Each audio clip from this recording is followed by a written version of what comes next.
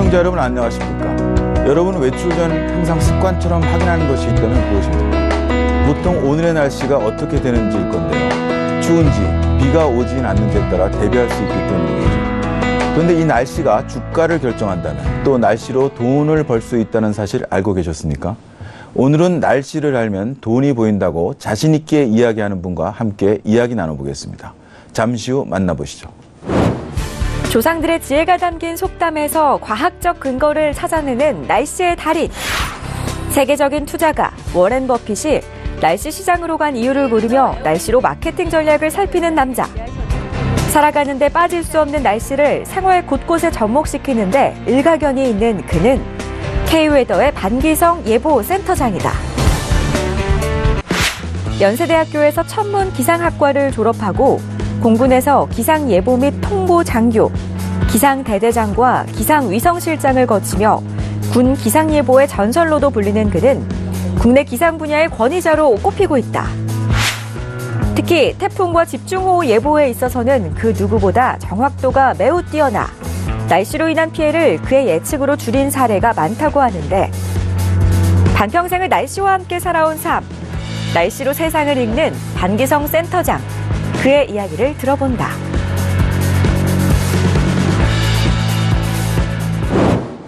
자, K웨더의 반기성 예보센터장님 모셨습니다. 안녕하십니까? 네, 안녕하세요. 네. 자, 제가 궁금하지 않을 수 없는 게 우리가 이제 기상청 하면 엄청난 슈퍼컴퓨터가 있고 인공위성의 정보도 받고 하면서 가장 과학적이고 종합적으로 날씨를 예측해서 보낼 거라고 생각하는데 우리 민간 어떤 서비스 업체로서 날씨에 대해서 이렇게 오히려 더 낫다는 평가도 받고 있다는 건 도대체 이게 어떻게 가능한 겁니까? 실제로 이제 기상청은 상당히 많은 인력과 최첨단 장비들을 많이 갖고 있죠. 그런 것들은 국가기상청으로 그날의 기상 업무를 갖다 총괄하면서 필요한 부분이 상당히 많습니다. 그 모든 인력과 예산이 다 예보에 집중되는 건 아니고요. 그리고 그러한 예를 들어서 위성이라든가 레이더라든가 많이 이런 자료들을 갖다 실제 로 데이터를 갖다가 생산을 하면서 예보를 낼 수 있도록 가공하는 인력들도 꽤 많거든요. 그러면서 저희들 같은 경우는 그런 데까지 세계 어느 나라나 민간 기상에서는 다 똑같습니다. 그 나라 국가기상청에서 그런 모든 자료를 처리를 해서 그 나라에 있는 민간 기상업자들에게 그 로 데이터를 제공을 해줍니다. 그럼 그걸 가지고 딱 하나 하는 거는 판단만 하는 겁니다. 저희들이. 좀 최근에 좀 이상 현상이 있지 않았습니까? 지난달인가 이번 달인가 그 봄인데 어제 벚꽃을 보면서 눈이 내렸어요. 그리고 패딩을 입으면서 벚꽃 축제를 가는 아주 진풍경이 벌어졌습니다. 혹시 이런 걸 올 봄은 그럴 수 있다라고 예측하셨나요? 이게 실제로 이제 지구온난화로 인한 기후변화의 특징이라고 저는 생각을 합니다. 지금 지구온난화로 해서 기온 상승이 계속 우리나라도 지속적으로 올라가고 있지 않습니까? 그러니까 예를 들어서 이제 겨울은 짧아지고 여름은 길어지고 이런 특성들인데, 기상청이 세기 말에 우리나라가 평균 온도가 한 5.7도 상승한다고 예측을 했어요. 그럼 1년에 한 0.078도 정도 상승하는 거거든요. 그럼 상승하는 폭은 굉장히 적지만 스테디하게 그러니까 상승을 해 나가는 거예요. 그런데 문제는 기후변화의 특징 하나가 진폭이 커진다는 거예요. 그러니까 갑자기 더웠다가 또 추워졌다가 이런 진폭이 가면 갈수록 커진다는 거거든요. 그러다 보니까 올해 3월에 그랬죠. 실제로 3월 말서부터 벚꽃 축제 열릴 때 제주도 쪽으로는 3월 말에 폭설도 내리고 대구 쪽에도요. 말씀하신 것처럼 정말 꽃은 피는데 패딩을 입고 나가는데 또 그 전주는 기온이 무진장 올라갔거든요. 그리고 그 추웠다 그 다음 주 또 다시 기온이 확 올라가고 그러니까 이런 변동이 앞으로는 점점 더 심해진다는 거죠. 지금 이런 날씨가 날씨 관련해서 이제 책을 많이 쓰셨는데요. 이 날씨가 보면 돈이 되고 하는 것들 이게 좀 사례를 들으시면 어떤 것들이 있을까요? 제 친구가 이제 연세대학교 상대 학장을 지냈어요. 제가 이제 연세대학교 강의 올라가면은 저 친구 방에 꼭 놀러 가는데 하루는 갔더니 그 친구가 그래요. 야, 자기 이번에 일본 갔더니 일본은 그 도시락 산업이 굉장히 크지 않습니까? 근데 그 도시락 산업이 날씨에 절대적인 영향을 받는다는 거예요. 그러면서 나보고 야, 너 기상을 했으니까 이거 한번 참조해봐라. 그러니까 저한테 이제 막 가르쳐 주는 거예요. 그래서 이제 제가 이제 어느 정도 맞장구는 쳐줬는데 사실 이런 먹거리 산업 있지 않습니까? 도시락이라든가 우리나라 같은 경우는 빵. 이런 산업들은 날씨에 굉장히 영향을 많이 받아요. 그러니까 이런 산업들의 특징이 뭐냐면은 재고가 없어야 한다는 거거든요. 그렇지 않습니까? 재고가 늘어나면 그 유통기한이 짧기 때문에 거의 폐기하거나 아니면 빵 같은 경우 푸드뱅크에 보내야 되거든요. 그런데 빵 제조업자 입장에서는 가장 어떤 날씨에 많이 팔리는 김밥이나 예를 들어서 빵이나 이런 종류를 안다면 그 날씨 정보를 정확하게만 안다면 그런 빵을 많이 만든다는 것이죠. 네. 예를 들어서 그러니까 뭐 좀 춥거나 비가 올 것 같으면 뭐 피자빵을 많이 만든다든지 뭐 이런 빵을 그때마다 바꾸는 겁니다. 그래서 저희도 우리나라의 대표적인 제빵 회사하고 이제 날씨 정보를 제공을 해주는데 거기에 이제 그날 어떤 날씨니까 이렇게 제공을 해주면 거기에 맞춰서 이제 생산을 갖다 기획하고 만들어내는 거죠. 그러다 보니까 재고는 대폭 줄어들고 오히려 그 날씨에 많이 팔리는 빵이나 이런 거는 대폭 팔리게 되고 그러니까 수익률이 급격히 상승하는 예거든요. 그러니까 SPC 그룹 같은 데서는 날씨 정보를 활용하면서 매출이 한 20% 정도 증가했다래요. 그러니까 상당한 거죠. 날씨를 하나 이용을 해서 저런 매출액이 20% 이상이 늘었다면은 그건 굉장한 것 아니겠습니까? 야, 진짜 우리 한국의 날씨 어떤 그 기본적인 객관적인 데이터를 받아서 종합적으로 판단하는 능력 이거 수십 년간 해서 거의 뭐 장인의 세계에 오르셨다라고 제가 지금 듣고 있습니다. 날씨의 종합적인 판단 능력이 있어서. 이런 수십 년간 이 일을 해오셨잖아요. 근데 이 일을 시작한 계기나 젊을 때 뭐 어떤 특별한 어떤 것들이 있었나요? 이 날씨의 세계에 들어오신 계기. 제가 이제 연세대학교에서 이제 대기화학을 전공을 했는데 사실 이제 제가 대학 다닐 때가 40년이 넘었지 않습니까? 졸업한 지가 딱 40년 됐는데 근데 그 당시에는 이 기상학이 저희들과 이제 같이 졸업한 기상 전공한 사람이 10명 전후였어요. 거기서 학생 빼고 뭐 이제 그러면 몇 명 되지 않는데 그 당시는 기상을 해갖고 취직을 할 데가 없었습니다. 진짜로. 나가서. 그러니까 이제 친구들끼리 같이 술을 한잔 마시면서 이제 졸업할 땐 됐고 진로를 얘기를 하면서 서로 그때 이제 어떻게 보면 이제 합의가 된 거죠. 그냥 서로 뭐 꼭 그렇게 하자는 건 아니었지만 야, 우리 몇 명 되지도 않는데 서로 동기들끼리 가갖고 똑같은 데 가갖고 경쟁하지 말자. 그러니까 내가 만일 이쪽으로 가면 넌 다른 데 가고 다른 데 가갖고 각각 개척을 해보자. 그렇게 얘기가 됐고 그래서 저는 이제 군을 택한 거죠. 군에는 이제 공군에는 기상장교가 있거든요. 네. 거기는 전투기를 운영하기 때문에 기상부대가 있습니다. 그래서 나는 그럼 군에 가갖고 이제 거기서 군생활을 하겠다. 그래서 저희들이 몇 명 졸업 안 했는데 이제 지금 뭐 예를 들어 세계 기상기구의 아시아국장 굉장히 높은 자리 우리나라 사람은 처음 나왔죠. 이 친구가 있고요. 저랑 같이 기상했던 친구 중에 하나는 이제 학계 쪽으로 간 친구는 이화여대 유정문 교수가 학계 쪽으로 갔고 저는 이제 군 쪽에 와서 군에서는 어쨌든 기상부에서 최고 자리까지 갔고 그러다 보니까 서로 중첩되지 않으면서 각각 다른 분야로 가서 어떻게 우리나라 기상학계에서는 지금은 거의 최고 자리에 올라가 있죠. 기상학과들이 어떻게 지금은 대학에 많이 있나요? 저희들이 다닐 땐 서울대하고 연대밖에 없었습니다. 근데 지금은 우리나라 10개 대학에 기상학과가 설치되어 있습니다. 그러면 군으로 이제 직업군으로 들어가신 거고. 네네. 그래서 그 최고위급이라니까 그러면 기상장교로 어디까지 올라가는 겁니까? 공군에서는 이제 기상부대장이 대령입니다. 네.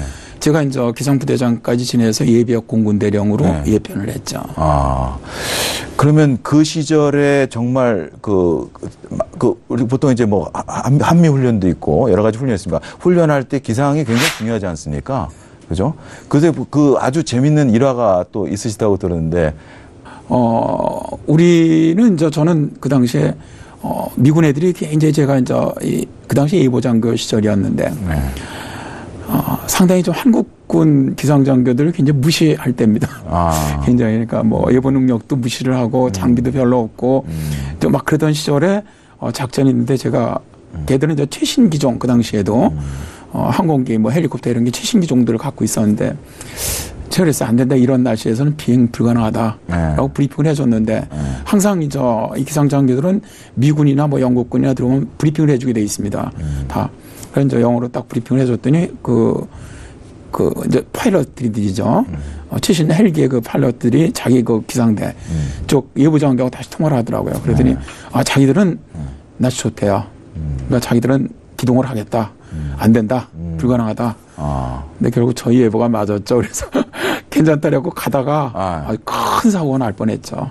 그래서 다시 우리 기지로 되돌아와 갖고 아주 Korean forecast is number one 해갖고 아주 이제 그런 경험들이 이제 쌓이면서 네. 미군 측에서 이제 우리 한국군 반기성 그때 그 당시 뭐 소령님이셨나요? 네. 우리 반기성 소령님이 계시는 한국 측 기상청에 대한 신뢰가 한국 측 기상 예측 능력이 네. 좀 올라갔다고 봐야 되겠죠. 네. 지금 반 선생님 세계적으로 어떤 그러한 종합적인 어떻게 보면 이걸 뭐 예술이라고도 표현할 수 있나요? 과학이죠. 과학. 이 판단 능력에서 세계적으로 넘버원이다 이렇게 자부하십니까? 그런 자부심은 사실은 기상예보자들은 많이 갖고 있습니다. 그런데 저는 하여튼 예보만은 뭐 어디 누구하고 해도 아마 최고가 아닐까 그런 정말 큰 자부심을 갖고 있습니다.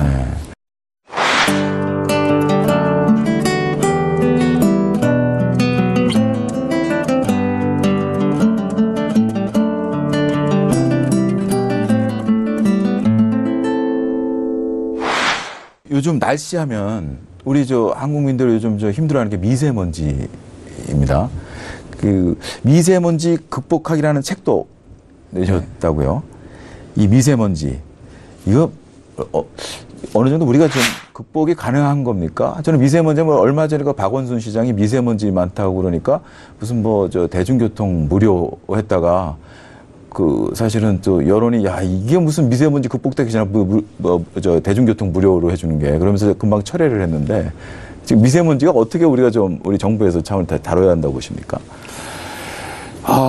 일단 이번에 지금 문재인 대통령께서 일단 대통령이 되고 작년 9월 26일 날 이제 정부에서 미세먼지 종합관리 대책을 발표했죠. 여기서 제일 큰 게 뭐냐면 임기 기간 중에 30%를 저감하겠다는 겁니다. 미세먼지를 줄이겠다. 그러니까 제가 보기에는 거기서 장단기적인 그런 대책들이 쭉 발표되어 있지 않습니까?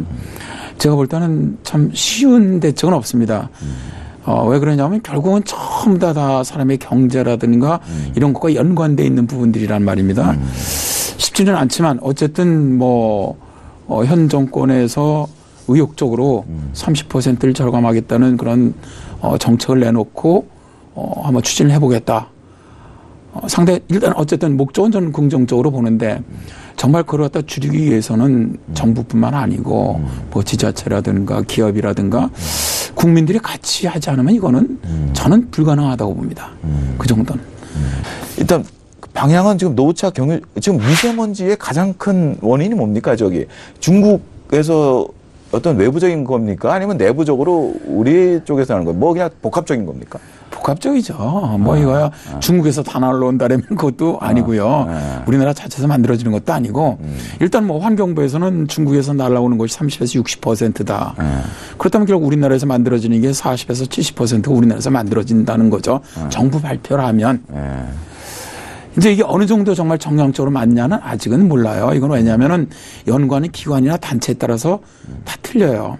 단지 제가 미세먼지 쪽에서 3년 이상 예보를 하고 있고 또 책도 썼고 또 학교에서 강의를 하고 있고 그런 입장에서 이렇게 쭉 제가 일선에서 직접 그 예보를 내다 보니까 1년 평균 그러니까 미세먼지가 높지 않은 계절까지 평균을 낸다면 환경부에서 얘기하는 30에서 60% 사이 정도 한 45%가 중국에서 오는 게 맞지 않겠느냐. 저는 그렇게 봅니다.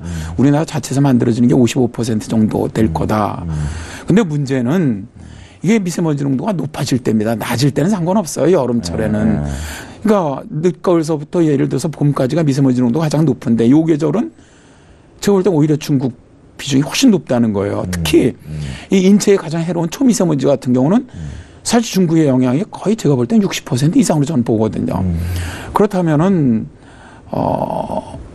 뭐 평균으로 낸다면 그렇지만 제가 볼 때는 결국 우리 한반도에 많은 영향을 미치는 초미세먼지 같은 경우는 중국의 영향이 더 많지 않느냐. 저는 일단 그렇게 판단을 합니다.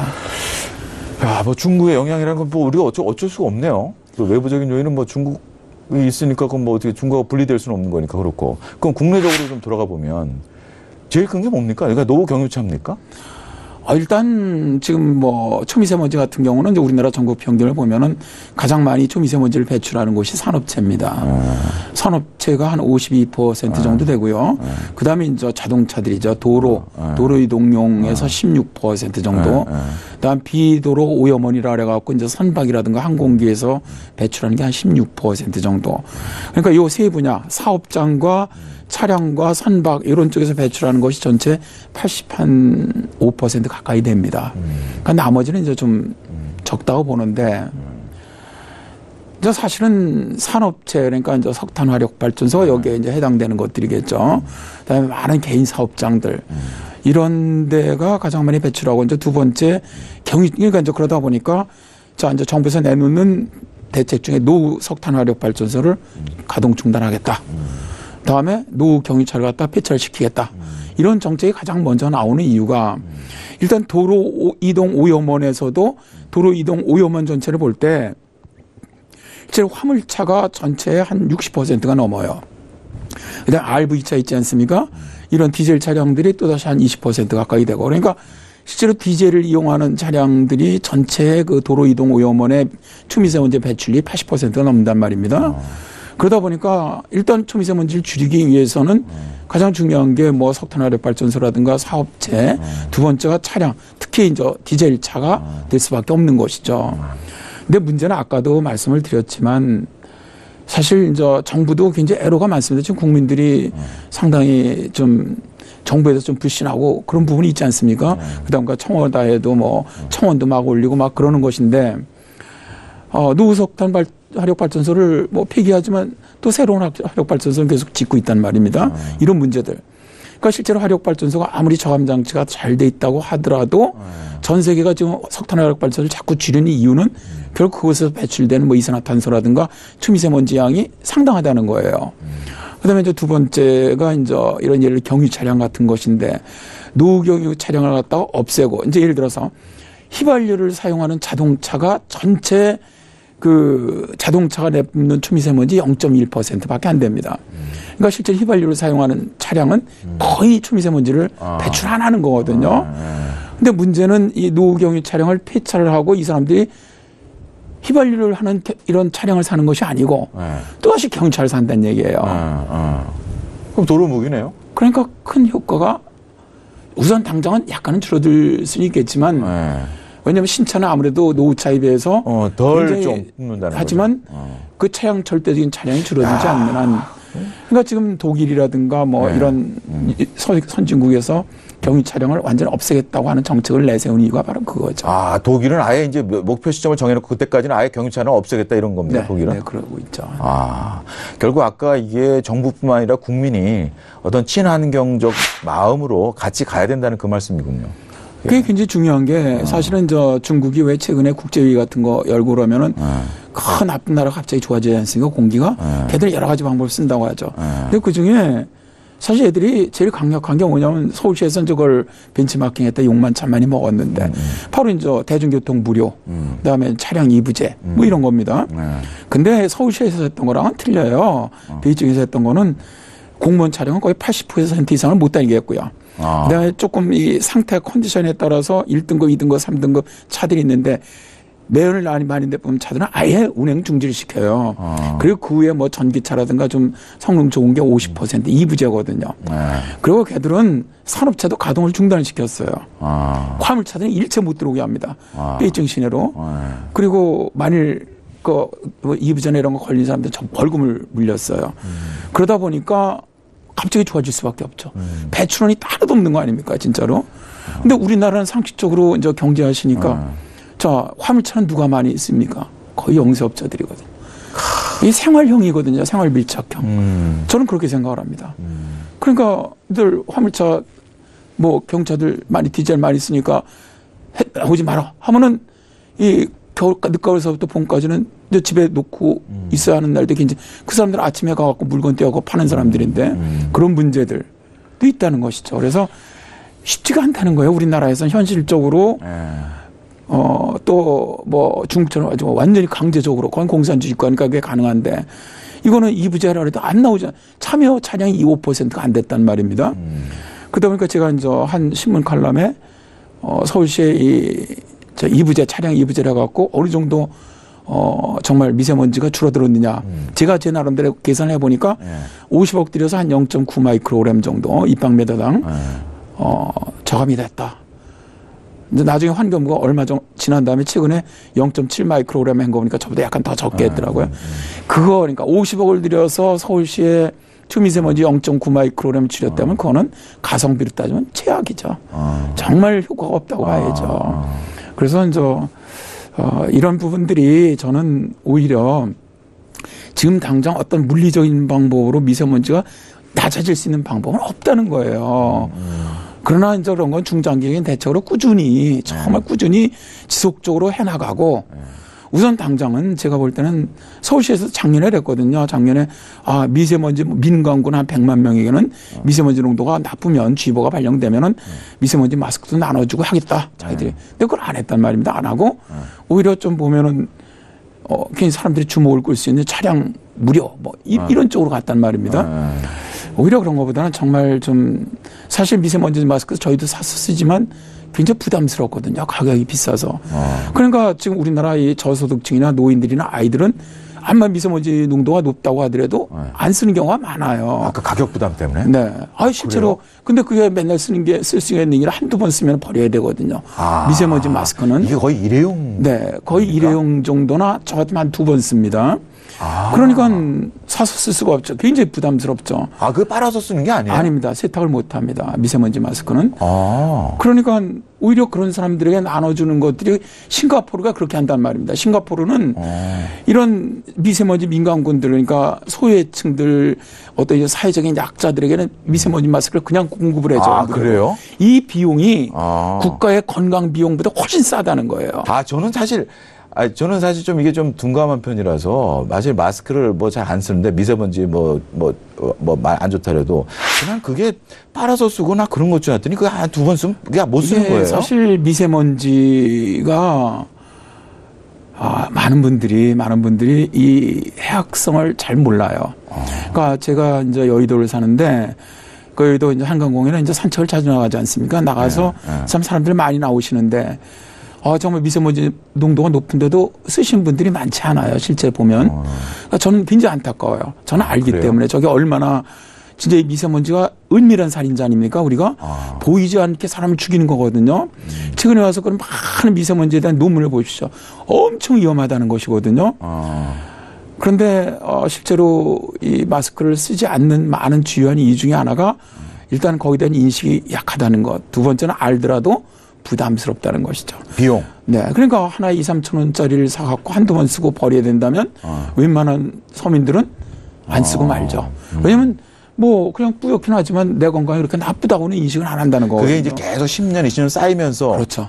그 무슨 병으로 결국 이게 번지는 건가요? 최근에 가장 많은 게 예를 들어서 심혈관 질환. 그러니까 거의 심장 질환, 심장 마비 같은 것도 다 미세먼지 때문에 굉장히 급속하게 진행이 된다. 그다음에 이제 호흡기 질환. 이거는 거의 쥐약 수준이죠. 그다음에 천식이라든가, 그다음에 이 사망률. 세계보건기구는 매년 이 초미세먼지로 700만 명이 죽는다고 보거든요. 중국에서만 25만 명이 죽는다, 매년. 그러니까 이런 것들. 다음에 이제 덴마크 아마케 같은 데서는 초미세먼지가 10마이크로그램 이상 증가하면은 암 발생률이 16%가 증가를 한다. 예를 들어서 이화여대 병원에서는 임산부들 초미세먼지 농도가 10마이크로그램 올랐을 때마다 기형아를 출산할 확률이 12%가 증가한다. 그럼 마스크를 쓰면은 굉장히 효과적인 건가요? 그럼요. 지금 현재 미세먼지 마스크는 우리나라 시판하는 건 두 가지 종류예요. KF라 해서 코리아 필터죠. KF가 써져 있고 80, KF80과 KF94가 주로 약국에서 팔리는데 사실 인터넷에 들어가면 이 가짜 미세먼지 마스크가 굉장히 많이 팔립니다. 싸게. 근데 그 불량품들이? 네, 그거는 거의 효과가 없어요.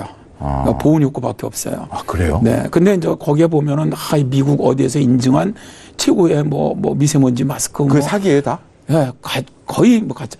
미세먼지 마스크는 딱 고르실 때 제일 먼저 봐야 되는 게 의약 의약품이 써 있느냐를 확인하셔야 됩니다. 의약 의약품이라는 건 보건복지부가 의약품으로 인정을 했던 얘기입니다. 그러니까 그건 효과가 있다는 것이죠. 그리고 나서 이제 KF80, KF94인데 KF80은 80% 정도 0.6 마이크로메타 이상의 미세먼지를 한 80% 정도 차단해 준다고 해요. 그다음에 KF94는 0.4 마이크로메타 이하의 그 미세먼지를 갖다 한 94% 정도 차단해 주는 겁니다. 그러니까 실제로 KF94 정도를 착용을 하시면 정확하게 착용하시면입니다. 그것도 착용을 잘못하면 효과가 없거든요. 그러니까 정확하게 착용하는 법대로만 착용을 하시면 94% 이상 차단해 주는 효과가 있습니다.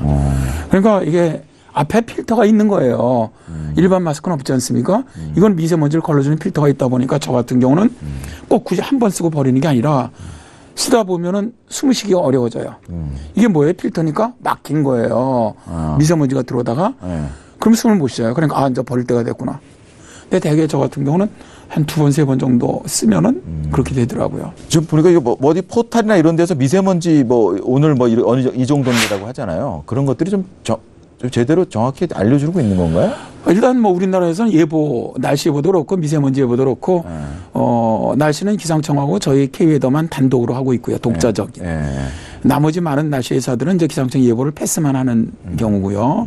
미세먼지 예보도 지금 환경부하고 저희 K웨더만 독자적으로 합니다. 그러니까 다른 포탈이나 이런 데 앱에서 나오는 것들은 대개 환경부 예보를 패스하는 정도일 겁니다. 전달해 주는. 네, 전달하는 것이고 저희 K웨더 앱에서만은 저희들 네이버라든가 이런 포털은 저희 걸 쓰니까 그런 데 거는 저희들 거라고 보시면 됩니다. 그러시군.